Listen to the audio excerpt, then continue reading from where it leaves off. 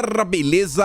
Como é que vocês estão? Meus amigos, mais uma vez temos notícias do Brasil e também notícias internacionais para comentarmos ao longo do vídeo de hoje. Eu quero já abrir falando sobre tudo. Quero falar sobre o PL, o que o Valdemar anda pensando, articulações que o Rogério Marinho deve estar aí desenvolvendo para tentar obter a presidência do Senado. E sabe aquela história? Não existe nada tão ruim que não possa piorar? Então, os picanheiros e a carreta furacão estão seguindo por caminhos tão absurdos que até a própria esquerda já está começando a fazer questionamentos.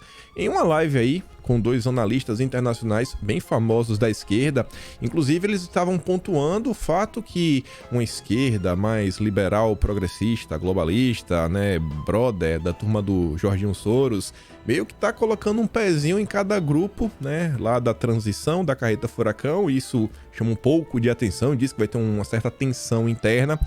Quero comentar com vocês sobre isso, falar sobre o meio ambiente, falar sobre a ideia para transporte público, falar sobre Ministério da Justiça, coisas que envolvem também o cidadão ter direito a se defender, enfim, tem muita coisa nesse primeiro tópico.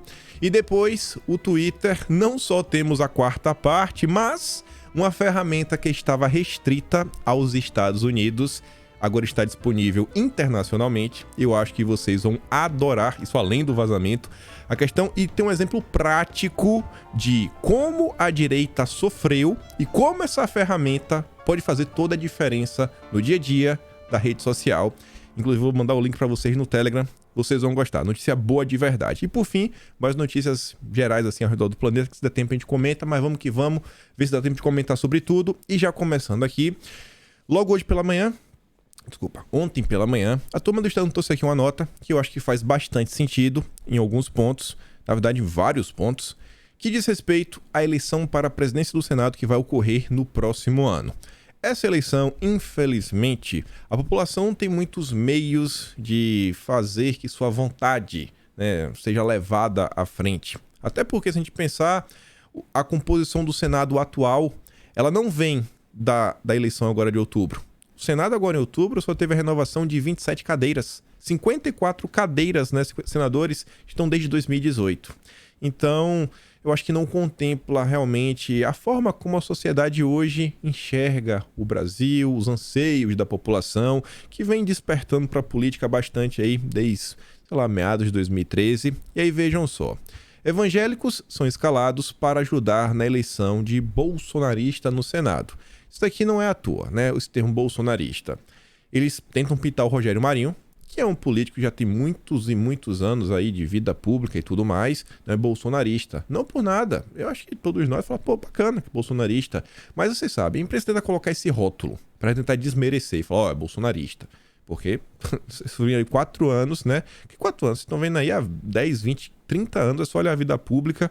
Tudo que foi dito sobre Bolsonaro, eles não aceitam. Bolsonaro sempre foi um grande vilão e eles tentam colocar essa pecha. Aí fala o seguinte, vista como última trincheira do DJ Bolsonaro, toda aquela história do Senado, etc. Aí fala que Rogério Marinho será candidato contra o Rodrigo Pacheco e a ideia é ativar pastores e eleitores do segmento religioso nos estados que se encarregarão de pressionar senadores pelo apoio ao candidato de Bolsonaro, o Rogério Marinho.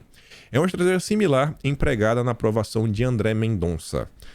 O que eu estava falando, a população dificilmente tem força para realmente pegar esses senadores, né, mais menos ideológicos, né, essa turma principalmente do centrão, nem direita, nem de esquerda, turma muito pragmática, eles não estão nem aí porque a população está falando, rede social, nem nada, mas quando você tem realmente um grupo mais coeso, que aquela pessoa que está lá falando não representa uma voz, mas milhares de vozes, talvez milhões de vozes, é um representante de um grande grupo, aí a cobrança pode ser um pouco maior. Isso aconteceu na sabatina do André Mendonça e foi aprovado. E a estimativa até o momento é o seguinte, a partir de 2023, só a bancada evangélica, que obviamente vários desses nomes já estavam meio que computados na lista de apoio pro Rogério Marinho, né? Inclusive a própria turma do Republicanos, etc., os partidos. Então a ideia é pegar todos os votos possíveis da bancada evangélica no Senado, que não é tão grande quanto a bancada evangélica na Câmara. E aí a matéria fala que existem 14 parlamentares da bancada evangélica, e desses 14, só um não votaria no Rogério Marinho, que seria a Elisiane Gama. Pulando para o final da matéria, antes de voltar para o meio, segundo as estimativas, no momento, eles acreditam que o Rogério Marinho teria 29 votos, precisa de 41 para ser eleito. A maioria simples mais um, né? Seria 40,5, para arredondar 41. E aí, uma informação que eu acho que é interessante e que eu acho que, a depender do que for acordado, às vezes, se a turma da direita abrir mão de algumas coisas também, que tem muita coisa que pode ser debatida, inclusive o fato da direita, né, e o PL ter a maior bancada no Senado, talvez se o PL fala, não, em troca de nós possuirmos a CCJ, porque existe uma regra que é o seguinte, a maior bancada e que apoia o candidato vencedor, quando vence, tem o direito de escolher primeiro a comissão. A comissão mais importante da casa, né, tanto do Senado quanto da Câmara, é a CCJ. Às vezes fala, não, abrimos mão da CCJ em troca de algum apoio político. E aí fala o seguinte, a principal estratégia da campanha do Rogério Marinho é explorar a rejeição do Pacheco entre seus pares no Senado, com o argumento de que o mineiro tem sido subserviente ao Poder Judiciário, quando a relação deveria ser de igual para igual. E sobre este aspecto, eu acho que sim, tem alguns senadores que dá para trazer para perto, inclusive de alguns partidos assim, que acho que a turma não esperaria tanto, como por exemplo, o senador Plínio Valério, do PSDB. Você olha a atuação do Plínio Valério, você vê que ele é um cara diferenciado na maior parte do tempo. Ele questiona bastante o trabalho e o que as ONGs andam fazendo na Amazônia, um cara extremamente a favor da implantação de uma CPI para investigar o trabalho das ONGs. Foi contra a PEC da picanha, né, a PEC do rombo, por diversas vezes, leva coisas nas redes sociais, tem um posicionamento bem mais à direita. A própria turma aí do Podemos também, Lazer Martins, Oriol Visto, Esperandio do PP, né? Meio que a turma já está esperando também com o voto dele. Enfim, tem alguns nomes também no União Brasil, Marcos Bittar, Chico Rodrigues. Então não sei se esses 29 já contempla todos esses nomes, mas precisa de 41 votos. Isso aqui, independente do cenário que pintar no ar, independente, a presidência do Senado seria realmente sensacional. Agora, não vou ficar jogando pedra, mas espero que realmente o Girão bote a mão na consciência, reflita sobre o que ele está pretendendo fazer, porque o antagonista ontem divulgou, e o Girão também falou em suas redes sociais, que ele vai se lançar candidato pela presidência do Senado. E sabe como é? Cada voto conta. Cada voto conta. Cada voto conta. Cada voto conta. Só para dizer que, independente, etc., eu não acho que é o melhor dos caminhos. E eu não acho que o Girão teria a mesma força que o Rogério Marinho tem, de muito tempo de vida política, tudo mais. Participou, por exemplo, da reforma da Previdência, várias obras aí à frente do Ministério do Desenvolvimento Regional. Espero que o senador bote a mão na consciência, reflita, porque isso daqui, eu acho que nesse momento, tudo que a direita não precisa são dois candidatos diferentes. Acho que é realmente concentrar todos os esforços em torno de única chapa. Vamos continuar. A manchete é clickbait, mas o conteúdo é interessante. E até isso aqui já havia sido comentado no passado, e é só mais uma vez comentando, é sinal que realmente é um dos objetivos do Valdemar, e é uma coisa importante. Golpe, a real prioridade de Valdemar no Congresso, né? É só clickbait. Isso aqui é importante também, independente do cenário, independente de qualquer coisa, isso aqui é interessantíssimo. Nem golpe, nem anulação, blá blá blá, né? A prioridade do Valdemar é indicar o relator do orçamento em 2023. Ele tem negociado com Lira o apoio do partido à reeleição do chefe da Câmara, pensando justamente em colocar um aliado no poderoso cargo de dono do cofre da União no Legislativo. Só pensa nisso. À frente do orçamento, você consegue fazer muita coisa. Quer ver o maior dos exemplos? Quer dizer, um bom exemplo? Olha agora a discussão da PEC do rombo. Marcelo Castro tá aí o tempo todo e todo mundo quer conversar com ele e aparece na TV e fala uma coisa, os deputados vêm para perto, um poder de negociação absurdo. Absurdo. Então, inclusive o PL vem pleiteando, né? Ou controlar o orçamento ou controlar a CCJ. Esperar para dar uma olhada. Saindo já um pouco da direita, começando a falar da turma da carreta furacão. A ideia, em tese, não é ruim. Ninguém é contra que a população tenha um amplo acesso a um transporte de qualidade, ainda mais se for de graça. O problema é que não existe transporte de graça. Não existe almoço grátis, como a turma costuma falar. E você vê, a transição discute tarifa zero de ônibus para todo o Brasil. Excelente, sensacional. Mas assim, quem é que vai bancar isso? Quem é que vai bancar isso? Vai sair de onde esse dinheiro? Vai colocar na PEC do rombo? Vai criar um novo imposto só para isso? Ao longo da matéria fala o seguinte, que eles cogitam pegar parte do dinheiro que o patrão, né, já paga aí para os funcionários de auxílio transporte, etc. E pegar esse valor e meio que já usar para custear isso daí ao redor de todo o Brasil. Será que isso vai dar certo? Será que isso vai dar certo? O Estado gerenciando... Já imaginou todo o transporte público do país meio que de graça? Complicado. Mas a turma tá aí. São ideias sensacionais, mas você sempre se pergunta, tá? E o dinheiro para bancar essa iniciativa vem de onde? De onde vem o dinheiro? Aí, continuando falando sobre dinheiro, eu acho que agora não tem mais o que se questionar. Agora é uma questão de certeza. A única dúvida é: o Congresso vai barrar ou não? A única dúvida, na verdade, é a seguinte, né? Depende do cenário que também desenha nos próximos tempos. Com Lula, movimentos sociais retomam pressão por cotas e contribuição sindical. Essa é a manchete. Dentre dos vários pleitos que eles estão fazendo, um deles é a questão da taxa sindical, contribuição sindical. Primeiro vieram aí falar que não vai ter volta do imposto, não vai ter isso, não vai ter aquilo outro, não, esquece isso daí. Principalmente durante a campanha. Durante a campanha não tinha nada, era a Disneylândia. Aí agora o Estadão comenta que de todos os setores dos movimentos, o que já se apresenta com a agenda mais complexa para o presidente eleito é o sindicalismo, que é o berço político de Lula. Além de uma política de valorização do salário mínimo, com reajuste acima da inflação, os sindicalistas querem uma reorganização na forma de custeio dos sindicatos. De novo, os sindicalistas querem uma reorganização, vamos reorganizar, né, na forma de custear, de bancar, ter o dinheirinho para pagar as contas dos sindicatos. Suprimida pela reforma trabalhista, a contribuição sindical obrigatória é um tema na mesa de discussão que divide a categoria e sofre resistência do empresariado. Na verdade, não é do empresariado. Eu acho que sofre resistência do trabalhador, que não quer pagar. Não é do empresariado, é do trabalhador. Porque o trabalhador, ele poderia continuar doando se ele quisesse. Simples assim.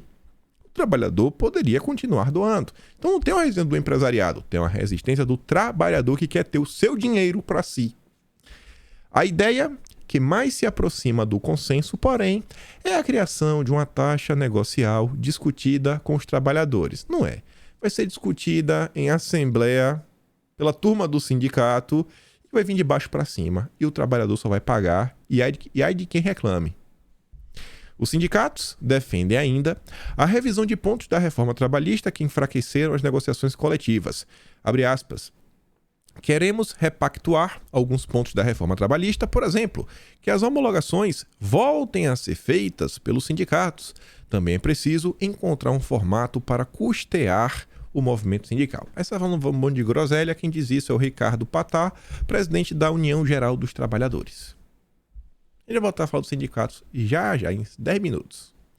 Aí veja só, estou passando, né, na minha rotina diária, lendo todos os veículos de imprensa, e me deparei com essa matéria do Eduardo Giroto, do Metrópolis, do Guilherme Amado.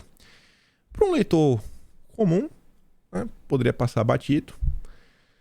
Às vezes, depende do leitor comum, né? Se ele estiver interessado no tema que envolve a agenda verde, talvez chamasse um pouco a atenção. Mas a gente, como está comentando sempre, está sempre analisando algumas coisinhas. Na hora que eu vi isso daqui, eu falei... Comentamos recentemente sobre o conflito, um dos conflitos, né? Não só tem esse, que a carreta furacão vem enfrentando, onde não se sabe... Uma coisa é certa. Vão criar uma autoridade climática que será mais poderosa do que o ministério. Porque já diz que tem aí 8 a 10 ministérios que vão ter que responder para essa autoridade. Se essa autoridade ficar debaixo do guarda-chuva do Ministério do Meio Ambiente, vai ser um cargo mais poderoso que o próprio ministro do Meio Ambiente. Todo mundo quer esse cargo. Todo mundo não. 2 pessoas que estão aí na disputa, caso a carreta furacão suba a rampa, um lado da Marina, do outro lado é Isabela Teixeira. A Marina dispensa apresentações. E, inclusive, ela está no coração de diversas pessoas. Inclusive aí a turma do... que a gente vai comentar daqui a pouco. Uma família aí muito importante do Brasil. Enquanto a Isabela é uma pessoa também extremamente descolada, conselheira lá, né? Ajuda lá com algumas ideias sensacionais na turma da ONU. É o verdadeiro se ficar o bicho pega, se correr o bicho come. E por que eu tô dando toda essa discussão? Elas não são amigas. Elas brigaram num passado petista, né? Lá durante a gestão Dilma e tudo mais. Aí quando você lê essa manchete, olha o que ele tá falando. Como é a relação de Marina Silva e Isabela Teixeira na transição? Pro Metrópolis está precisando soltar uma nota sobre como anda a relação das duas, é porque não tá bom. É porque não tá bom. Inclusive, a Marina quer que a autoridade do clima fique debaixo do guarda-chuva do ministro do Meio Ambiente. Já a Isabela, ela defende que a autoridade do clima, como vai ser mais poderoso do que qualquer ministério, vai ser o super ministério, caso a turma suba a rampa, quer que esteja ligado diretamente à presença da República. Espécie de secretaria especial. Aí pega essa informação e junta nessa matéria. Essa matéria, a priori, é para falar de uma estratégia marota, que, quem poderia imaginar que a esquerda faria isso? Que é o seguinte, o Dilma quer alardear cenário caótico para evitar cobrança por erros de Bolsonaro. Você sabe o que está acontecendo? Se assumir, todos os problemas do Brasil ele vai colocar na conta de Bolsonaro. Qualquer coisa é culpa de Bolsonaro. Tudo é culpa de Bolsonaro. Para passar aí... mas isso aqui é um absurdo. Não, a culpa não é minha. Peguei o Brasil destruído. E vai ficar batendo nessa tecla o tempo inteiro. O centro da matéria deveria ser sobre isso. E só que tem outras informações extras. Mas falam o seguinte, segundo o aliado, Dilma pediu que o relatório seja um consolidado didático para ser amplamente divulgado à sociedade. Vamos pegar alguns números, sem pé nem cabeça, né? Daquele jeito, jogar... é tipo aquela história dos 33 milhões de pessoas passando fome no Brasil, que é um número muito difícil quando a gente olha diversos dados, diversos índices de acreditar que realmente tem 33 milhões de pessoas. Mas sabe como é, né? Que era uma coisa bem didática. Aí a matéria continua falando que a equipe de transição vai redigir um documento específico para ser entregue a cada ministro nomeado, né, em uma síntese ao petista. Um resumo inicial vai ser apresentado no domingo, no caso hoje. Os dados servirão para o Dilma decidir o tamanho de cada ministério e quais órgãos cada ministério deve abrigar. E aí que a matéria fala que entre as indefinições, problemas internos, por exemplo, o destino que será a Secretaria de Clima ou Autoridade Climática. Parte de aliados do Dilma entende que deve ficar sob o guarda-chuva do Ministério do Meio Ambiente, outra parte quer que seja subordinada à presença da República. Você pega isso, você junta nisso, briga. E sobre essa briga, temos informações da própria esquerda, notícias que não saem na imprensa. Um vídeo, já mostro depois disso daqui. Isso aqui também envolve meio ambiente, agenda verde, vai ser um tema central, e não sob um aspecto que eu acho que vai ser bom para o Brasil. A meu ver, eu acho que vai colocar o Brasil de joelhos para a agenda SG. Aqui é o Mauro Vieira, pode assumir como ministro das Relações Exteriores, falando que o Brasil esteve ausente do mundo. Esteve ausente, tá bom. Todas as medidas que se tomam são importantes nesse sentido, de trazer de volta o Brasil para o cenário internacional. E aí, no último parágrafo da matéria, fala o seguinte, que ao retomar o comando da Itamaraty, Vieira terá a missão de recuperar a imagem do Brasil, colocar negociações de órgãos em andamento, como entre Mercosul e União Europeia, e recuperar posições tradicionais da política externa brasileira, a exemplo do protagonismo na diplomacia verde. Diplomacia verde. Agenda verde. Agenda SG. Vão enfiar goela abaixo do cidadão. E aí, eu uso meu tempo, grande parte das vezes, para tentar entender o que se passa na cabeça da oposição, da esquerda. Eu sei o meu parte do tempo que a esquerda está pensando. Não fico vendo, sei lá, jornal de direita, sei lá. Dificilmente eu vou acabar ouvindo algo novo, né? Eu acabo lendo muita coisa que acontece. Difícil passar alguma coisa assim que, sabe, não chega até mim. Então, quando tem um tempo livre, etc., tento dar um bizu, o que é que a turma anda discutindo. Estou ouvindo um bate-papo. Não é um bate-papo aleatório. Não são pessoas que estão falando só maluquice e coisas sem pé nem cabeça. Não vai achando que a esquerda tá errada sobre tudo, blá blá. Não vai assim que lembre-se que tem pessoas que também estudam e o ponto de vista é diferente. E ainda que a gente discorde 100%, assim, 300% de tudo que está sendo dito, é uma turma que vai estudando e vai tentando, assim, pegar e aplicar esse conhecimento para avançar o mundo e a sociedade para a direção que eles querem, que é uma direção diferente da nossa. Então não dá para subestimar algumas pessoas. Achar o cara de esquerda é burro. Não dá para pensar nisso de jeito nenhum. Esse bate-papo aqui é entre o Pepe Escobar, é um analista internacional, ele é bem respeitado na esquerda, e é um cara que, quando você escuta ele na maior parte do tempo, ele ele não fala muito de Brasil. Ele é um cara que ele às vezes olha o Brasil sob uma ótica assim, mais internacional. Ele tem claramente o viés mais à esquerda, mas é um cara que tem uns insights interessantes, e é um cara que mora fora do país há muitos anos. Não é um boca aberta, não é um boca aberta mesmo. E esse outro também não tem nada de boca aberta, professor no Brasil, se ele é jabu, você deve ter visto algum vídeo desse cara na rede social. Tem alguns pontos que ele se passa assim de forma absurda, mas é aquele típico cara, tá estudando, tem currículo, ganhou o prêmio aí de um dos livros mais importantes sobre aquele país vermelho, né, que eu até vi de falar o nome. E eles estão batendo papo. O Elias é aquele cara à esquerda raiz, marxista mesmo, ele define marxista. O Pepe fica nem lá nem cá. E olha o que eles estão falando, eu até fiz a postagem, né? Escuta isso daqui primeiro. O Lula na COP27, eu particularmente não gostei daquele discurso, né? Eu particularmente, né? Por quê?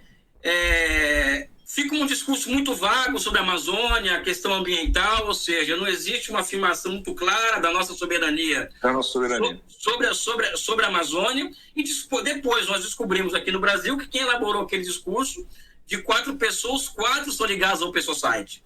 Ou seja, vai haver uma disputa dentro do governo Lula, na minha opinião, em torno das relações exteriores. E é uma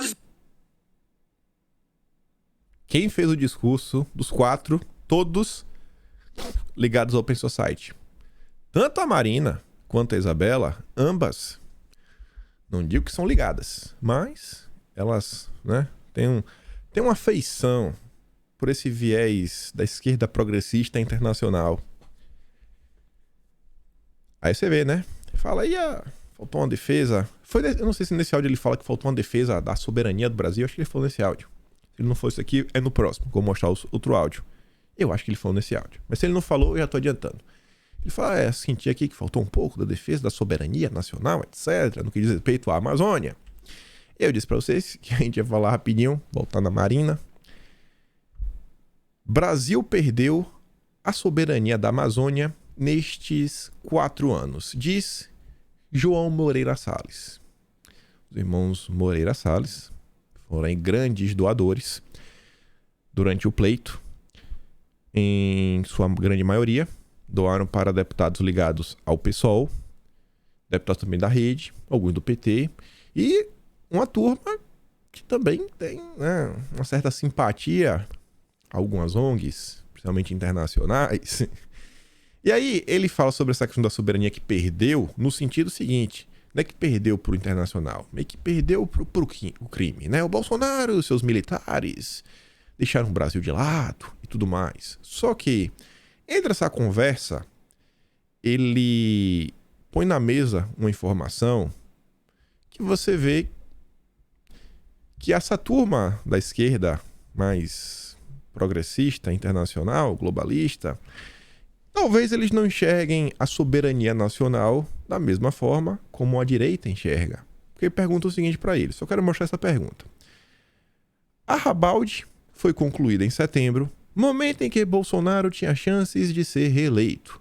O senhor diz que o ciclo de destruição em curso pode ser revertido. Como isso seria possível se o presidente ganhasse um novo mandato? Talvez eu não quisesse ali pensar na alternativa trágica de uma reeleição. Se ele se reelegesse, a gente teria duas agendas. A primeira seria o fortalecimento da sociedade civil brasileira, que na Amazônia é robusta. Olha só, sociedade civil, ONGs. E essas ONGs são mais robustas na região da Amazônia. Quem poderia imaginar?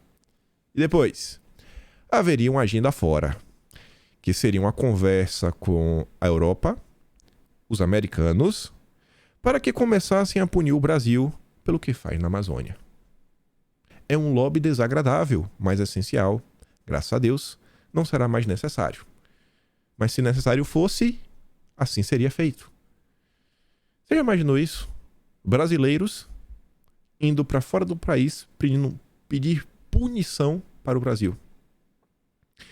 Durante a discussão da due diligence, aquela regulamentação europeia que barra a compra de produtos de terras desmatadas, e não é desmatamento ilegal, não é do desmatamento ilegal, é desmatado, depende se legal ou não, não pode. Pós 2020, se for, tem que pagar uma taxa extra. Teve participação da sociedade civil brasileira, das ONGs. As ONGs, inclusive, trabalharam para expandir o conceito de floresta para também pegar a região ali do Pantanal, do Cerrado, que também precisa ser protegida e tudo mais. Olha só como são as coisas. ONGs estas que têm ligações com a Open Society, porque elas fazem parte, né, parceria com aquele Washington Brazil Office, que é parceiro da Open Society. E aí pega essa informação e vamos voltar aqui para esses dois senhores. Lá vai o Elias mais uma vez falar a turma da esquerda. Em relação aqui no Brasil, e eu vejo isso, eu vejo uma disputa de rumos dentro da política externa, ou seja, a Open Society, por exemplo, ela é uma das organizações, ela está em todos os grupos de transição no governo. Todos. Os representantes.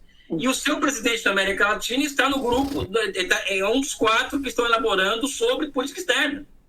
Ou seja, eu vejo isso com muita preocupação. Como ele chama?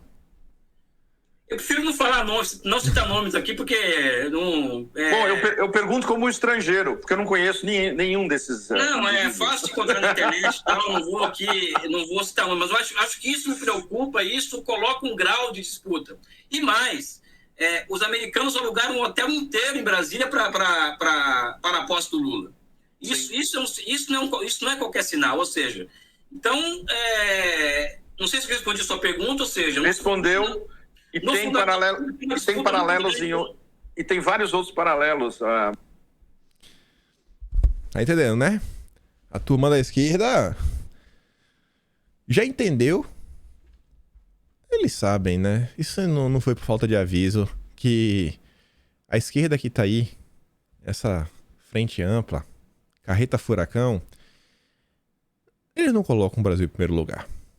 Não colocam, nunca colocaram e não vão colocar. É só aquele discursinho, sabe? Cansado.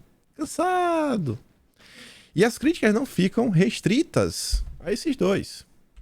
Vamos continuar. Vou mostrar mais coisas. Mas é isso daqui. A ausência de Gleisi do governo frustra movimentos sociais e MST é chamado a sugerir nomes. Não falei que a gente ia voltar a falar dos sindicatos, etc.? A expectativa era de que a Gleisi cuidasse da interlocução entre o governo federal e essa frente da sociedade civil. Gleisi tem sido uma das principais pontes entre os movimentos sociais e a cúpula do PT nos últimos anos. E olha só, este grupo em específico, está aí conversando, é formado por frentes como Povo Sem Medo, Brasil Popular, Coalizão Negra por Direitos, centenas de entidades, né, entre elas a MTST, MST, a UNE, o CMP, o Uniafro. E aqui, quando você dá uma olhada, você vê que tem aqueles movimentos realmente de rua, sindicatos, uma turma que está aí na pista desde sempre. Então você vê a turma que queria ver a Glaze chegando lá. Olha só, não só no âmbito da política de relações exteriores, você está vendo que nessa quebra de braço a turminha globalista tá levando à frente. Tá levando à frente. A esquerda chama... Você lembra toda vez que você viu a esquerda falar de imperialismo? Imperialismo, os imperialistas, os imperialistas. O que a esquerda se refere como imperialismo, na verdade, é o globalismo. É só uma terminologia diferente. Depois de muito escutar a esquerda, eu descobri que é basicamente a mesma coisa. Essa esquerda é mais coisa. Então, já estão perdendo. Isso no âmbito das relações exteriores, isso no âmbito do meio ambiente.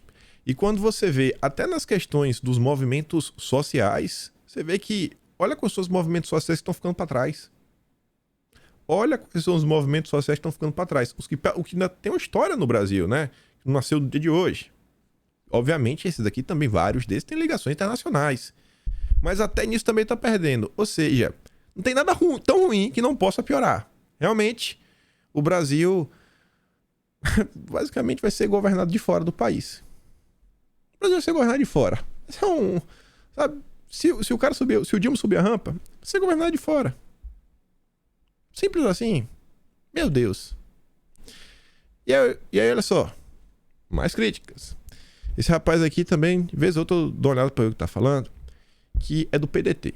Esse Gustavo Castelnau é do PDT, apoiador do Ciro Gomes, e ele fala o seguinte: Lula sinaliza com neoliberalismo na Fazenda. E o Orlando pedindo paciência para que a diversidade apareça no governo. E ele questiona: vai ter cota de desenvolvimentista? De social-democrata? De socialista? E ele faz uma piada: ou a cota de socialista já está preenchida pelo Alckmin? Não tem espaço para a esquerda. Não a esquerda que, em tese, pensa no Brasil. O Brasil será governado de fora. O Brasil agora virou ESG, 100%. É um governo ESG. Aí você vê, olha a Febraban. Pesquisa o que Paulo Guedes falou sobre a Febraban no passado. Ele falou que era a casa do PIP. Não vou falar o que é, depois não ter complicação.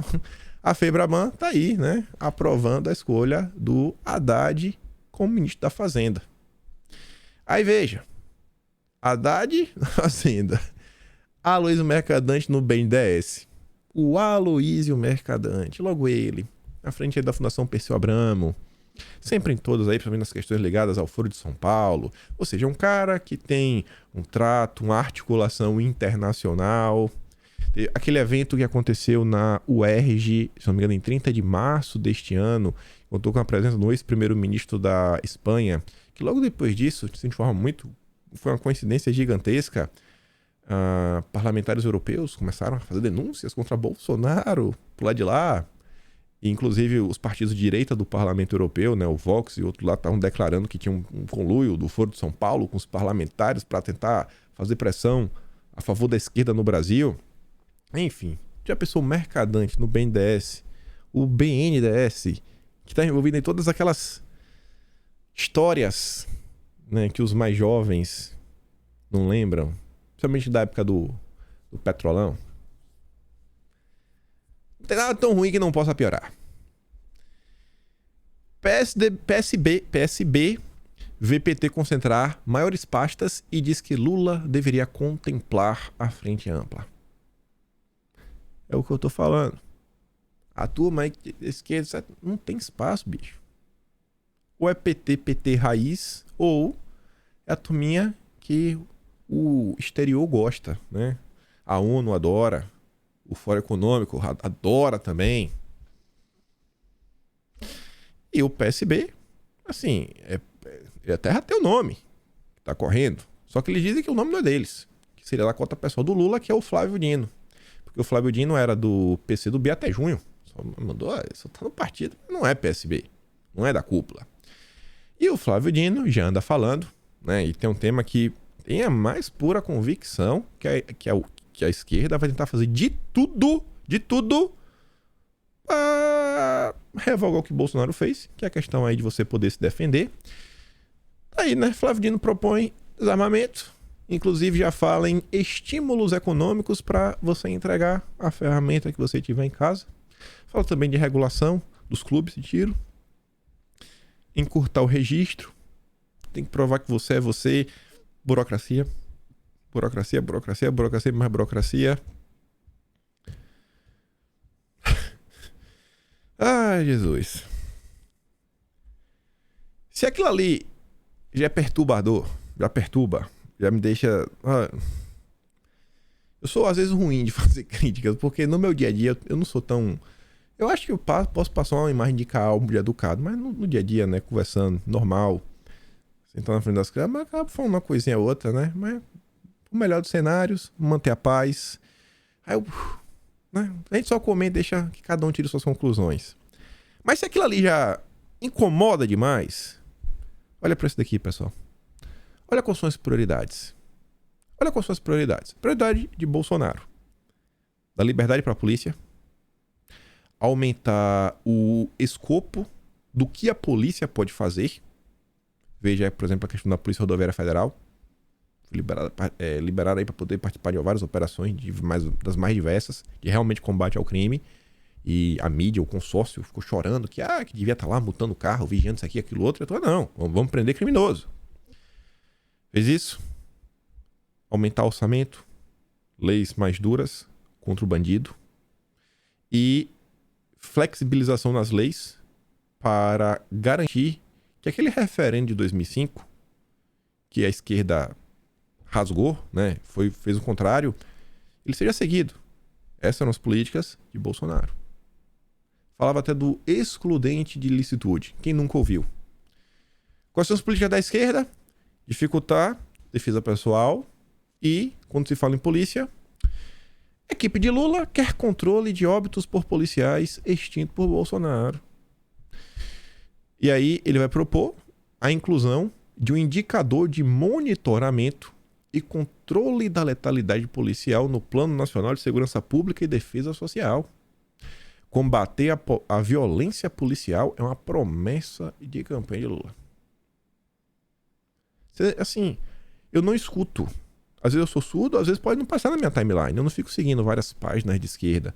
Mas eu não escuto a esquerda falar em combater o crime. Eu não escuto a esquerda falar que vamos combater o crime. Vamos combater o criminoso. Encher a boca pra falar, botar nome. Quando um grande traficante é preso, fala aqui, ó, foi preso, vagabundo. Parabéns. Eu não vejo isso acontecer. Eu não vejo. Não há nada tão ruim que não possa piorar. Acho que essa é a frase que define a carreta do furacão. Depois dessa notícia ruim, vamos falar uma notícia boa e depois agora falar da parte 4 do Twitter. Acho que vai dar tempo. Primeiro, só trazendo uma atualização, a parte 2. Tentei pesquisar, né, pra ver o que eu achava. A Gazeta do Povo escreveu uma matéria sobre a parte 2. Não tem sobre a parte 3, que a gente comentou no vídeo de ontem. Espero que a Gazeta do Povo também faça. Isso daqui era um assunto, eu falei ontem, o mundo está parando para ver. É inacreditável como as pessoas, né, deixam passar algumas coisas. Isso aqui é a prova cabal da interferência das Big Techs na democracia do mundo. Influenciando o debate público, o que as pessoas podem ou não podem falar. Mas era um tema que eu acho que até a esquerda deveria estar preocupada. Porque se hoje é a esquerda que está fazendo isso, e se isso mudar de mãos? Não é melhor ter um ambiente neutro? Que as pessoas sejam tratadas iguais? Parabéns para a Gazeta aí que fez essa matéria. E aí veja só. O Elon Musk retweetou. Já tínhamos comentado sobre isso. Falar, rapaz, isso quando vir vai ser bom demais. Expliquei por diversas vezes que são as notas de comunidade. A partir de hoje, elas já estão visíveis em todo o mundo e também já está aberta a temporada de cadastro para você poder participar da confecção destas notas. E aí você vai perguntar, o que é isso? Por que isso é uma notícia boa? Essa notícia é que você vai literalmente adorar. E eu vou te dar um exemplo. Que você fala, cara, mas como eu queria uma nota dessa? Como eu queria? Veja só. Até então, o mundo só conhece aqueles rótulozinhos que são bem miudinhos, que só falam, isso aqui é mentira, a informação certa tá aqui, clique no link. Só isso. Nunca é um negócio maior. Aí você tem que clicar na matéria para ler a explicação. O que são essas notas, né, que já tem esses rótulos, normalmente só são feitos ou pelas próprias empresas de tecnologia ou pelos fact-checkers, os checadores da verdade. Só que as notas de comunidade, elas aparecem no Twitter com um pequeno contexto e, além de um pequeno contexto, tem os links disponíveis. E essas notas têm algo a mais. Para ela ser aprovada, não basta que eu sou o dono do Twitter, eu mando e desmando no Twitter, etc., né? Como era a turma da esquerda no passado. Vamos botar a nota que a gente quer. Vamos escolher o nosso fact-checker. Não. Para essas notas aparecerem, elas serão apresentadas para as pessoas, para algumas pessoas, né? Sei lá, alguém cria uma nota. E aí o algoritmo do Twitter fala assim, essa nota veio de alguém, vamos botar assim, da direita. Aí vai pegar, vai mandar para umas 2, 3 pessoas da direita. Vai aparecer na tua timeline. Aí vai perguntar, essa nota foi útil para você? Aí você fala, sim, foi útil. Foi útil. Aí essa mesma nota vai rodar nas pessoas que ele é de diferença. Essa galera que é mais ao centro. Essa galera que é mais liberal. Essa galera que é mais, sei lá, anarcocapitalista. Essa galera que é, sei lá, de esquerda também. E manda. Apenas as notas que têm uma espécie de consenso entre diferentes grupos, não pode ser apenas um único grupo, são publicadas. São notas feitas pelos leitores, os verdadeiros leitores, não são os leitores da Folha de São Paulo, e que não pode um único grupo se juntar para aprovar. A esquerda não vai poder fazer isso. Eu tenho certeza que na maior parte das vezes, 90% das pautas da direita, eu acho que a maior parte das pessoas comuns ao redor do planeta concordam. E aqui um exemplo para vocês do que aconteceu nos Estados Unidos, e eu vou dar um exemplo no Brasil. E até desenhar o que a gente podia falar. Você vê aqui, esse Adam fez várias acusações contra o Twitter na gestão Elon Musk, que o discurso de ódio está aumentando, tudo mais, Aí lá embaixo coloca o seguinte, este tweet, o que o Alan está falando, na verdade, se refere a uma pesquisa feita pelo Center for Country Digital Hate, que analisa o número de tweets com conteúdo relacionado ao ódio. Eles fazem o relatório que eles quiserem. Agora, o Twitter informou, né, porque ele mede as impressões, que os tweets nocivos recebem, e Elon Musk afirmou que as impressões diminuíram desde que ele assumiu. E aí coloca o link das duas coisas, tanto desse relatório, feito com certeza pela turma da esquerda, quanto o tweet do Elon Musk. E outra coisa, pergunta, você achou isso aqui útil? Classifique. Aqui, os leitores adicionaram o contexto que acham que as pessoas poderiam gostar de saber. Antes de mostrar um exemplo real, só porque veio aqui na minha cabeça, que envolve números, pensa exatamente nessa questão. 33 milhões de pessoas estão passando fome. Aí vai lá alguém, escreve, isso daqui é impreciso. Segundo, dando um contexto extra, dados do IPEA demonstram que quando você olha a curva de pessoas vivendo em extrema pobreza, como ela está caindo, não faz sentido a curva de pessoas vivendo em extrema pobreza cair e o número de pessoas passando fome subir. Se as pessoas em extrema pobreza estão aumentando, como a fome está aumentando? Não faz sentido. Se um está caindo, o outro tem que cair também. Normalmente eles andam juntos.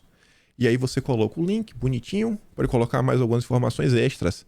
Aí tu já imaginou algum veículo do consórcio? O Plim Plim, já pensou o Plim Plim? O Plim Plim faz aquele tweetzinho achando que está abafando e aparece a notinha embaixo. O Brasil inteiro lê. Eita, que vai ficar feio. Já pensou? Sei lá, pega um picanheiro famoso. O Garoto Foca, seus 40 milhões de seguidores. Aí aparece uma notinha, né? Bolsonaro é um gênio.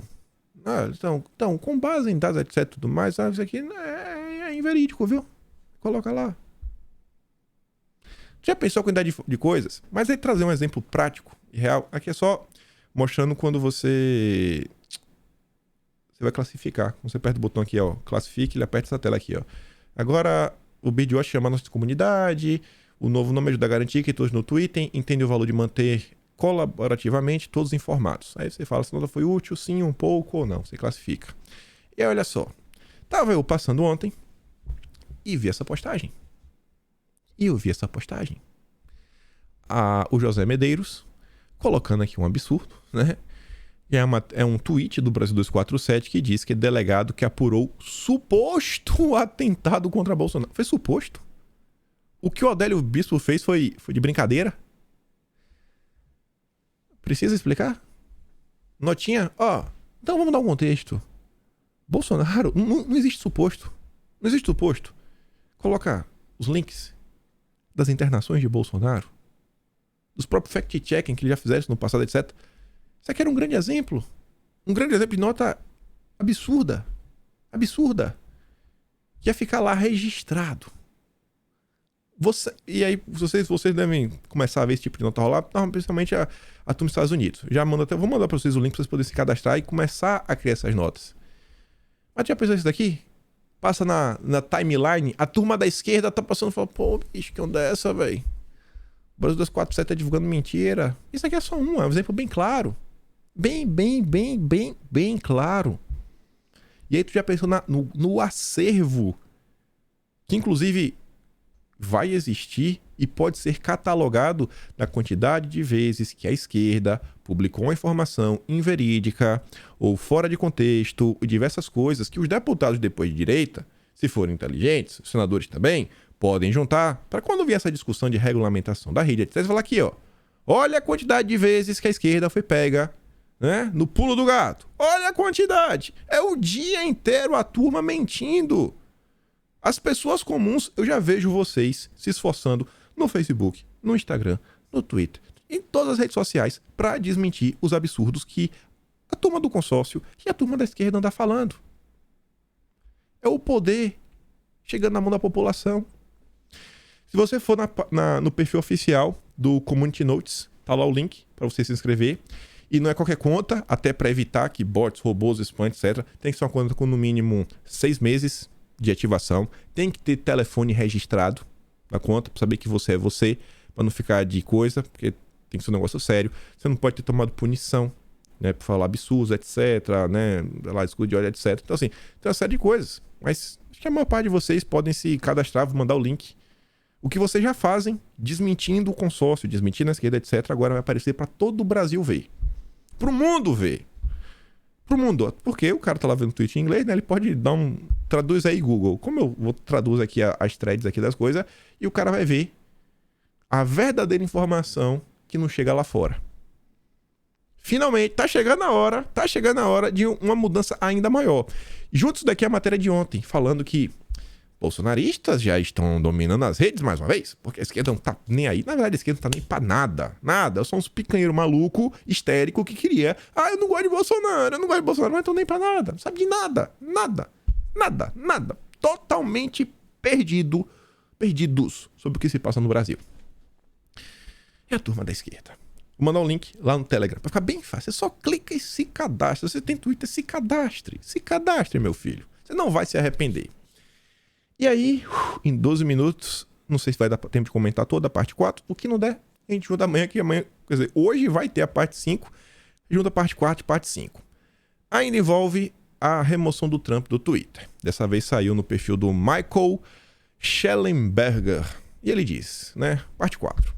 Em 7 de janeiro, os executivos sêniores do Twitter, aquela turminha que a gente tá falando, acho que algum de vocês deve estar decorando o nome, né, tem o Yoel, tem a Vijay Agadi, tem o Patrick, mais alguns. Eles, no dia 7 de janeiro, criaram justificativas para banir o Trump, né? Buscam uma mudança de política apenas para Trump, distinta de outros líderes políticos. Não expressam preocupação com a liberdade de expressão ou as implicações democráticas de uma proibição. Durante anos, o Twitter resistiu aos apelos para banir Trump. Eles já estão tentando fazer isso, há muito tempo. Bloquear líder mundial do Twitter, escreveu em 2018. Bloquear esse líder ocultaria informações importantes e dificultaria a discussão necessária sobre suas palavras e ações. E ele coloca ali um tweet, né? Tá tudo traduzido aqui do inglês. Se for na página, você acha toda a thread completa, bonitinha.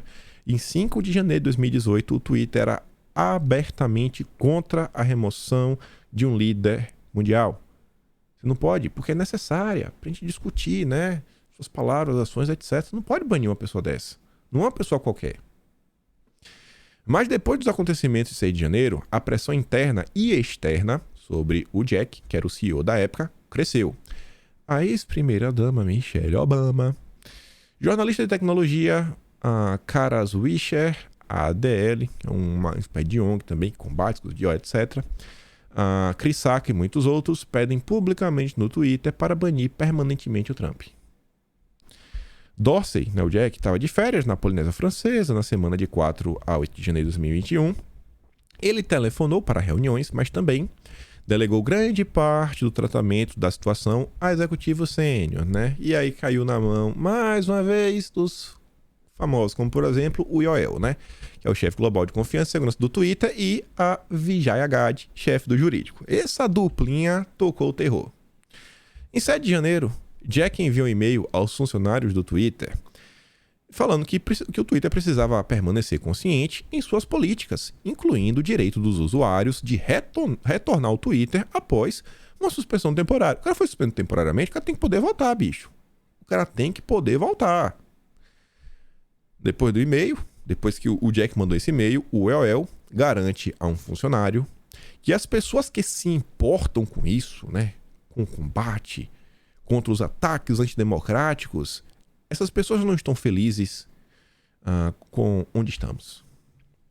Por volta das 11h30 do horário do Pacífico, o EOL envia mensagens diretas a seus colegas com notícias que ele está ansioso para compartilhar. Adivinha o que? Ele escreve. Jack acabou de aprovar reincidente por integridade cívica. A nova abordagem criaria um sistema em que 5 violações graves resultariam em suspensão permanente. E isso abriria caminho para a suspensão, né, do Trump depois. 5 tá fora. Tem 5 temporadas, 12 horas fora. Na quinta, irmão, voa.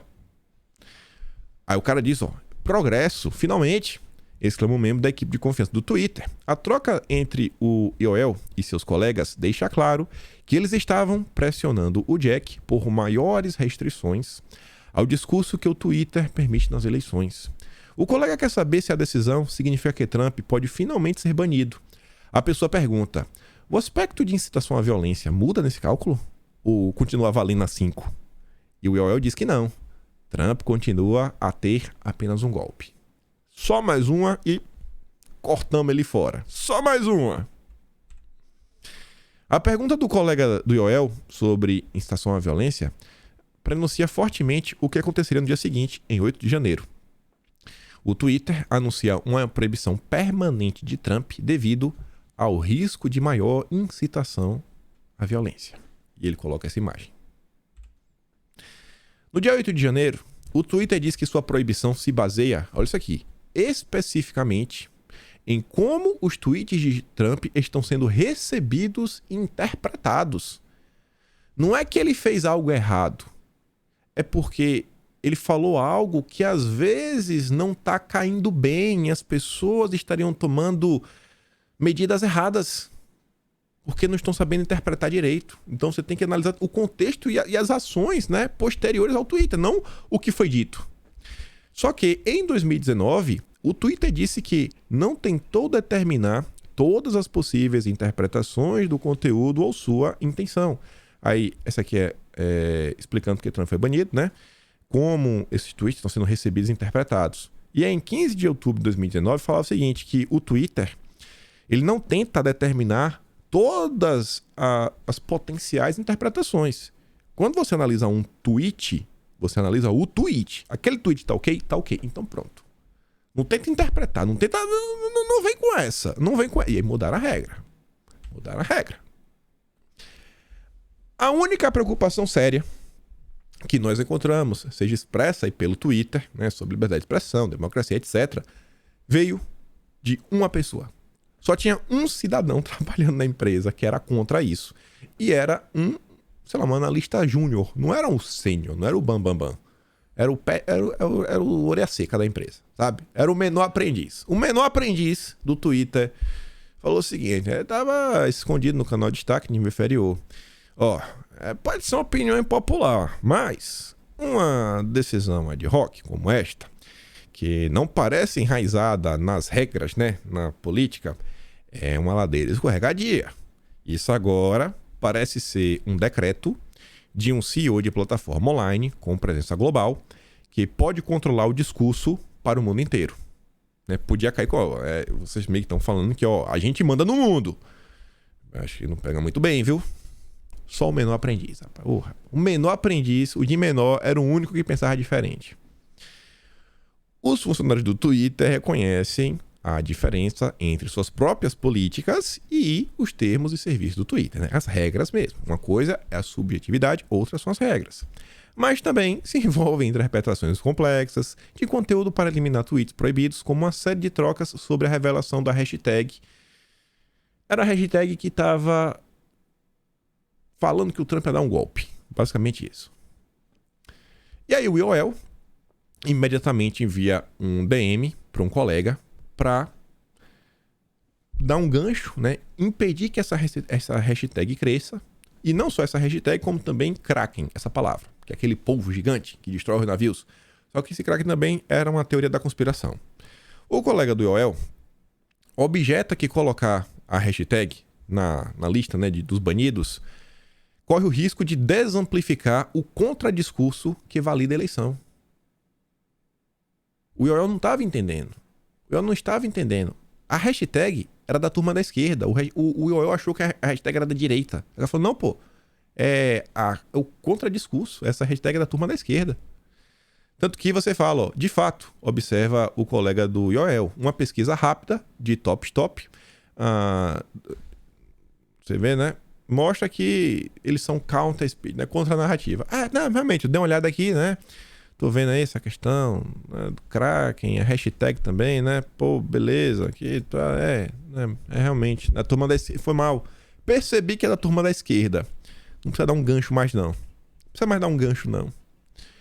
Só que o Kraken, o outro termo que eles queriam colocar na lista dos banidos, na Shadow Ban, é menos simples do que eles pensavam. Por quê? Porque Kraken também é um nome, além de ser uma teoria da conspiração, é o nome de uma exchange, né, de uma empresa de criptomoedas.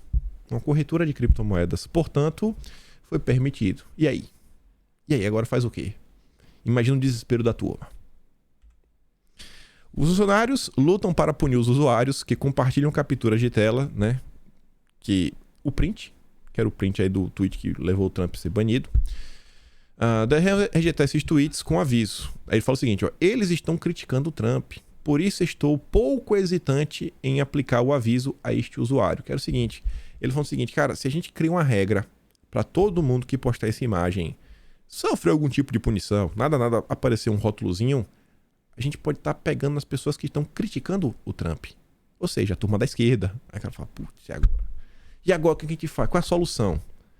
Toda vez que a ação dessa turma pudesse esbarrar e prejudicar a esquerda, eles voltavam. E agora? O que a gente vai fazer? Olha, eles só botavam a mão na consciência quando perfis de esquerda podiam tomar algum tipo de gancho. E se um usuário não gostar do Trump e se opuser à censura do Twitter, o tweet ainda é excluído. Mas, como a interação não é negar o resultado da eleição, etc., nenhuma punição grave é aplicada. Se for de esquerda e tiver criticando, tá de boa. Exclui lá o tweet, etc., mas vida que segue. Por volta do meio-dia, um confuso executivo sênior de vendas envia um DM pro IOL e diz o seguinte, que o Jack diz, suspenderemos permanentemente o Trump. Se nossas políticas forem violadas após um bloqueio de conta de 12 horas. De que políticas Jack está falando? IOL diz, qualquer uma. Qualquer uma de 12 horas que ele passar, vamos tesourar. O que acontece a seguir é essencial para entender como o Twitter justificou o banimento de Trump. O executivo de vendas diz, estamos abandonando a política de interesse público agora. Aquela história que é contra interesse público, né? A gente não pode apagar, porque é interessante para a pessoa se movimentar, a gente tem que discutir o que diz. Sabe, tem que discutir, é um líder internacional, a gente não pode banir, a gente não pode limitar, né? Tá falando sobre a democracia, um líder democrático, eleito democraticamente. O executivo de publicidade está se referindo à política do Twitter, que coloca uma exceção a contas de interesse público, que permite o conteúdo de funcionários eleitos, mesmo que viole as regras do Twitter. Por mais que viole, cara, o cara foi eleito. Aí tem que ouvir o cara tá falando. Não, acabou. Acabou. Vamos tirar isso daí. O IOL pressiona por uma suspensão permanente do deputado Matt Gaetz, mesmo que não se encaixe em nada. Tem nenhuma regra para você punir o cara. Mas eu quero punir ele mesmo assim. É uma espécie de caso teste para justificar, né, o que viria a acontecer com Trump. Na noite do dia 7, o mesmo funcionário júnior voltou. O menor aprendiz voltou. O menor aprendiz voltou no final da noite, né? Ele fala mais uma vez, a última antes do dia acabar. Minha preocupação é especificamente em torno da lógica desarticulada da decisão do Facebook. Esse espaço é preenchido com a ideia, né, a teoria da conspiração, de que todos os magnatas da internet sentam-se como reis, decidindo casualmente o que as pessoas podem e não podem ver. E era realmente o que estava acontecendo, né? A teoria da conspiração é real, né? Tá vendo aí? Não, a turma se junta aí pra decidir o que pode e o que não pode acontecer. Aí se a gente tivesse daí, a teoria da galera vai se provar a verdade. Era isso que acontecia. Era literalmente o que acontecia. O funcionário observa, no final do dia, que e o Will Oremos também notou a inconsistência, com link para o artigo do OneZero no Medium chamado Facebook abandonou seu próprio livro de regras para banir o Trump. O problema subjacente, escreve Will, é que as plataformas dominantes sempre relutaram em assumir sua subjetividade, que não segue regra nenhuma, porque destaca o poder extraordinário e restrito que eles exercem sobre a praça pública global e coloca a responsabilidade por esse poder em seus próprios ombros. Quem manda são eles.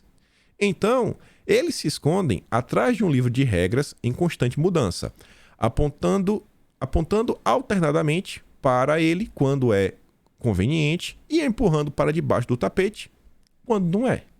A regra só vale quando é conveniente. A suspensão do Trump pelo Facebook agora coloca o Twitter em uma posição incômoda. Se Trump realmente retornar ao Twitter, a pressão no Twitter aumentará para encontrar um pretexto para bani-lo também. E de fato, né, como a Barry vai mostrar no caso do dia de hoje, a gente comenta em vídeo amanhã, foi exatamente isso que aconteceu. O Elon Musk, depois de toda essa thread, ele comenta o seguinte: o Twitter é uma empresa de mídia social e uma cena de crime. Temos uma cena de crime. E aqui estão os links das matérias ao longo do vídeo de hoje. As notícias internacionais, não deu tempo, a gente comenta depois quando der, se não tinha um pouco mais atemporais, ou ver algumas coisas que estão acontecendo. Mas, por hoje é isso. Pessoal, vocês, enquanto população, mais do que nunca, olha a importância de participar cada vez mais ativamente do debate, o que vocês já fazem. As notas das comunidades é sensacional. Eu vou mandar o link para vocês na descrição. Só clicar no Telegram, vai estar lá o link. Simples assim. Só ir lá no Telegram. Você não precisa nem ter Telegram instalado. Até pela internet você consegue ter acesso. Só clicar, não precisa se inscrever no canal nem nada. Só se cadastra. Se você tem um Twitter, se cadastra nisso. Se cadastra. Vou mandar o vídeo também dos caras da esquerda, comentando aí que é meio complicado, né? Que o Open Society tem um pezinho em todos os grupos de transição. Mandou também lá no Telegram. E é isso. Vamos levar informação de qualidade à frente. Fico por aqui. Ficou meu trabalho, passa no meu canal, tem um botão de valeu, tem o peito na descrição também. E eu espero, com fé em Deus, né? Como sempre agora, no final de programa, porque o Brasil tá demais, poder estar aqui amanhã de novo para conversar com vocês. Aquele grande beijo, abraço, tamo juntos. Valeu, meus amigos. Fui!